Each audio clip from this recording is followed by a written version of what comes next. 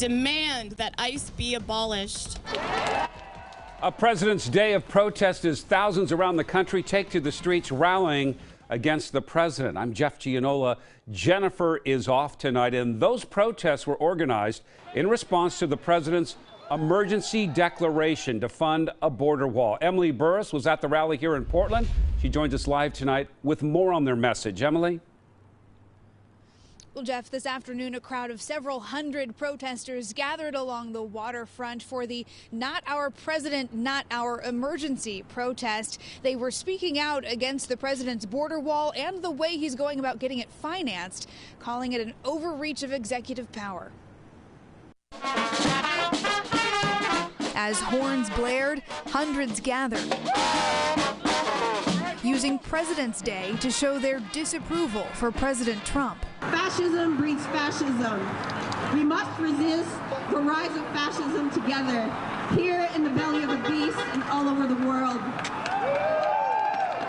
The rallies happening all over the country were pulled together at the last minute by national organizations and local groups like Occupy ICE Portland, calling the president's national emergency a power grab. He's declaring an emergency on an emergency that he created himself, and the true emergency is the crisis at the border, the separation of the families and the children being detained. We have a president who's trying to usurp the balance of powers all to himself.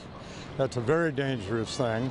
The rally also served as a celebration of migrant communities. We don't know a world with borders because we are a human family. Calling for an end to current policies they say are separating families. We are working hard to build up a coalition that it will fight back, not only in demonstrations, but also legally. We will be building that coalition to fight back and hold ICE accountable, hold our president accountable to say this is enough.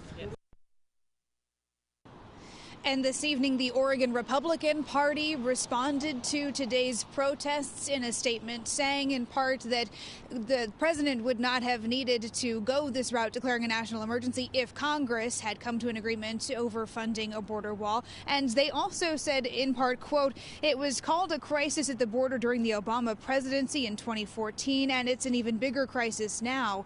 Since it's a crisis, it is an emergency for a president like Donald Trump, who takes seriously his highest duty, which is to protect the sovereignty and security of the American people under the law.